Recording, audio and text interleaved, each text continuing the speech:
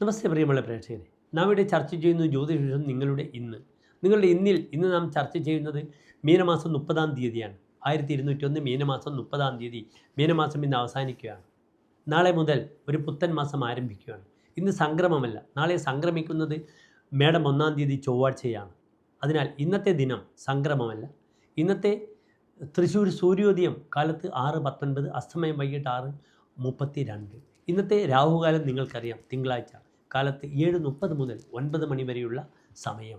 ഇന്നത്തെ തിഥി കറുത്തപക്ഷത്തിലെ ഏകാദശി തിഥിയാണ്. കറുത്തപക്ഷത്തിലേതായാലും വെളുത്ത പക്ഷത്തിലേതായാലും കൃഷ്ണന് പ്രാധാന്യമുള്ള ദിവസമാണ്. ഏകാദശി വ്രതം എടുക്കും സ്ത്രീകൾ തങ്ങളുടെ എല്ലാ അഭിവൃദ്ധിക്കും വേണ്ടി. ഇവിടെ കറുത്തപക്ഷത്തിലെ ഏകാദശിക്കാണ് വളരെയധികം പ്രാധാന്യമുള്ളത്. അതിനാൽ കൃഷ്ണക്ഷേത്രത്തിൽ എൻ്റെ പ്രിയപ്പെട്ട പ്രേക്ഷകർക്ക് ഇന്ന് ചെല്ലാം. വെണ്ണ നിവേദ്യം, തുളസിമാല, പാൽപ്പായസം.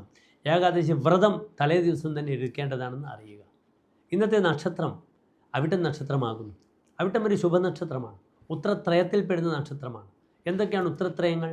ഉത്രമത്തം ചിത്ര, ഉത്രാടം തിരുവോണം അവിട്ടം, ഉത്രട്ടാതി രേവതി അശ്വതി. അതിനാൽ അവിട്ടം എല്ലാ ശുഭകാര്യങ്ങൾക്കും നാം സ്വീകരിക്കുന്ന നക്ഷത്രമാണ്. അവിട്ടം നക്ഷത്രത്തിൻ്റെ ആദ്യത്തെ 30 നാഴിക മകരൻ രാശിയും അവസാനത്തെ 30 നാഴിക കുംഭം രാശിയുമാണ്.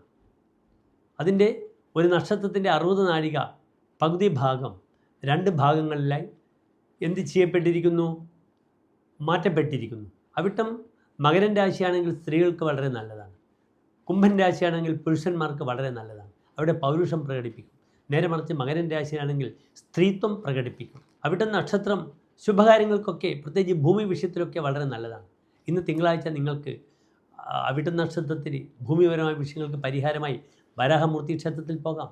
ഓം വരാഹമൂർത്തിയെ നമഃ എന്ന് പ്രാർത്ഥിക്കാം. ഇന്നത്തെ ശുഭസമയം എൻ്റെ പ്രിയപ്പെട്ട പ്രേക്ഷകർക്ക് ശുഭകാര്യങ്ങൾക്കായി കാലത്ത് 11:20 മുതൽ 12:20 വരെയുള്ള സമയം സ്വീകരിക്കാവുന്നതാണ്. എല്ലാ പ്രിയപ്പെട്ട പ്രേക്ഷകർ നല്ല ശോഭനമായ നല്ലൊരു ഇന്നത്തെ ദിനത്തെ പ്രാർത്ഥിക്കും. നന്ദി, നമസ്തേ.